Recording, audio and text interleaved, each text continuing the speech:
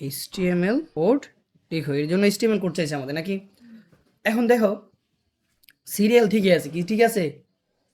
3 4 5 দেখে বুঝতে পারছো তুমি এটা অর্ডার লিস্ট, কি লিস্ট?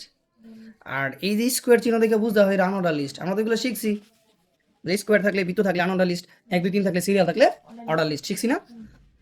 এখন একটা ঝামেলা পাচ্ছে, দেখো কি ঝামেলা পাচ্ছে, যে ভাই এটার তো টাইপ চেঞ্জ হয়েছে বুঝতেছি স্কোয়ার, কিন্তু উপরটা কি হলো, এটা তো 2 1 2 কই গেল? প্রশ্ন কিন্তু করতে 1 2 কই গেল? তাহলে কিছু একটা চেঞ্জ তো হয়েছে, হয়েছে না? তো কি চেঞ্জ হয়েছে? সিরিয়ালটা ঠিক আছে কিন্তু 1 2 রে বাদ ফালাই দিছে। তো এটার জন্য ধরনটা চেঞ্জ হইব, একটা অ্যাট্রিবিউট তো কিন্তু কিছু অ্যাড করতে হইব। এটার নাম হচ্ছে স্টার্ট। কি তোমার এখন বইলা দিয়ে দিব শুরু হয়েছে এত থেকে, কত থেকে? এত থেকে শুরু 3 স্টার্ট। তাহলে অ্যাক্টিভিটির নাম কি? সহজ, এটা তোমার সাথে পরিচিত আছো তোমরা, স্টার্ট বানান, সহজ স্টার্ট। হ্যাঁ, এটা তো শুরু, শুরু করবো। তাহলে আমরা এটা HTML যদি কোড লিখি শুরু করবো কি দিয়ে বলো? HTML শুরু কি করবা? বডি, এই তো। এরপরে ফুটবল টিম লেখা আছে, এটাও মনে মনে ভাবো যে বড় করে লেখা আছে অথবা প্যারাগ্রাফ আছে, আমি ধরলাম এটা বড় করে বোল্ড আকারে লেখা আছে। H2 কি?